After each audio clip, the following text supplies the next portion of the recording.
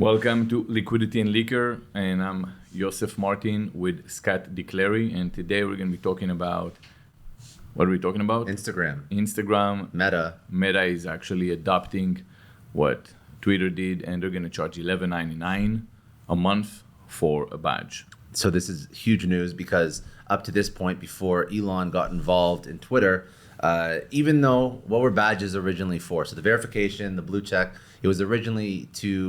it was supposed to be to show that you're who you are. It was originally supposed to be like that, but then it was sort of gated to celebrities and only very influential people got it. And then what sort of happened is you have this underground market, this multi-million-dollar market of employees in every social media. Absolutely, people pay. I feel like this is a turning point, right? We discussed this before the podcast. It's a turning point in social media where Elon Musk shows up, and what Elon does best, which is disrupt whatever he touches, and he pretty much shows the kings of that space that you can charge, by the way, and look, it works. And by the way, you didn't have to think the way you thought up until now. I mean, I'll give Meta a point for the fact that they have adapted before everybody else, and they said, you know what, no ego, he was right, it works, let's do the same. Elon, I give him 10 points because it's the same thing. He changed the banking industry with PayPal. Then he changed the automobile industry with Tesla. He changed the space travel forever with SpaceX.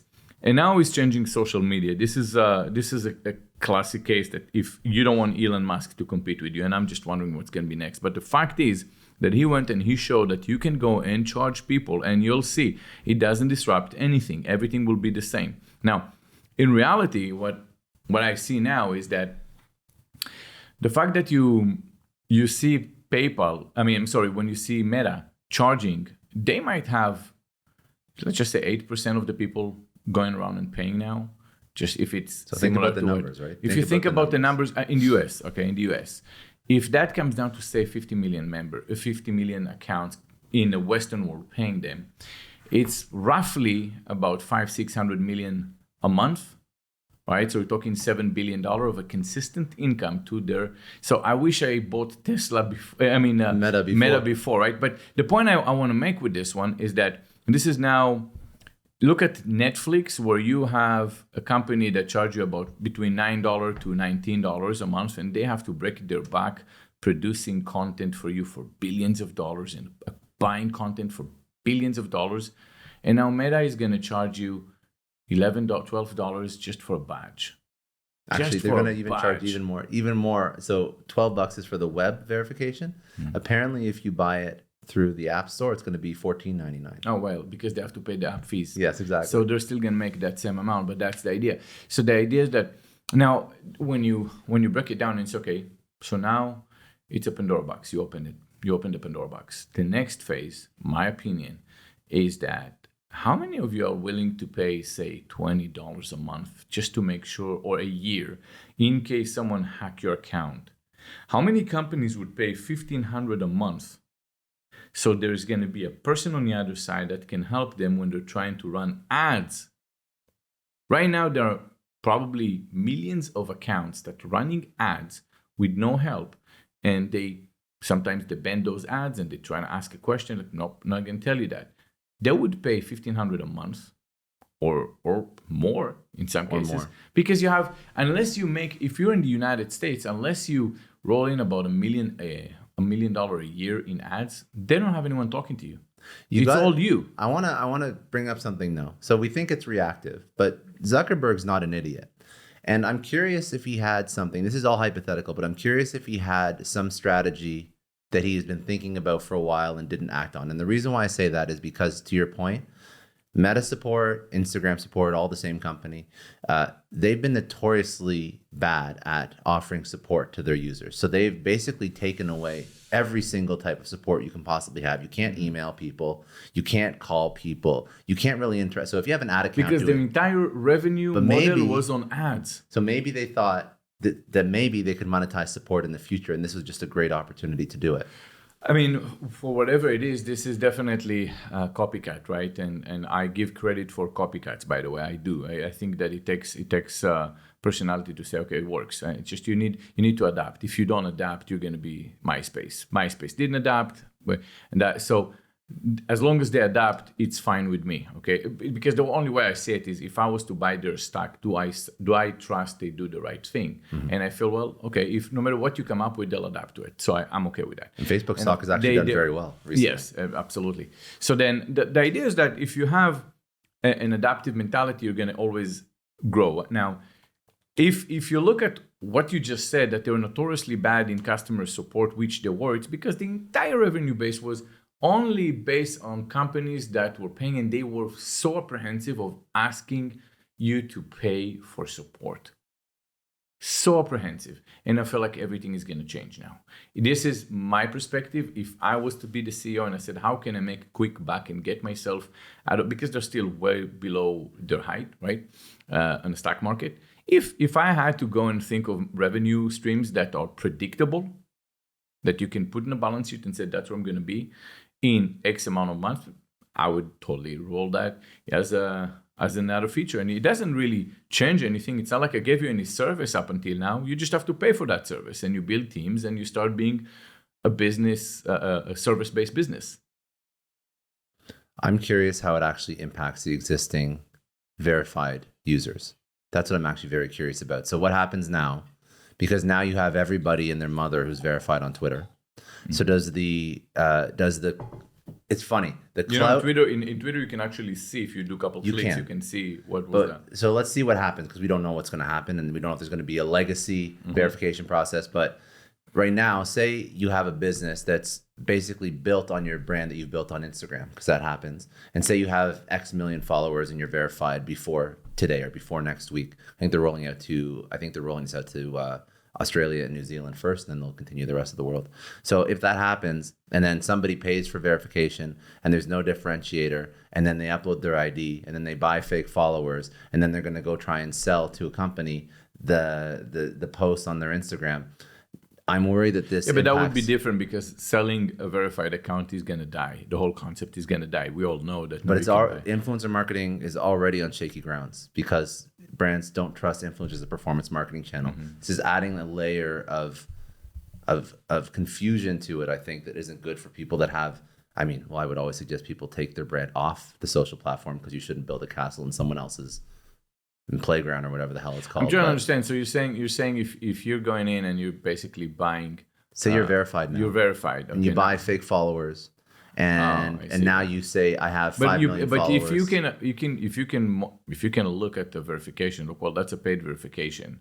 True. And you can look at the engagement. Nothing really changes. You just need to be a little bit more technical. Then what happens about new authentic people that are building audiences after today's date, who can no longer get the suck for them. Suck for a lot of you guys, by the way. I know. Not for me. I'm not gonna brag. No, but the idea is that is probably it, right? You're not gonna get verified, or no one's gonna get verified unless there's a good reason. Like government. But look, you know how many years have been, like throughout the years, I can tell you that there are plenty of people that would offer that verification. There's just a multi-million-dollar industry.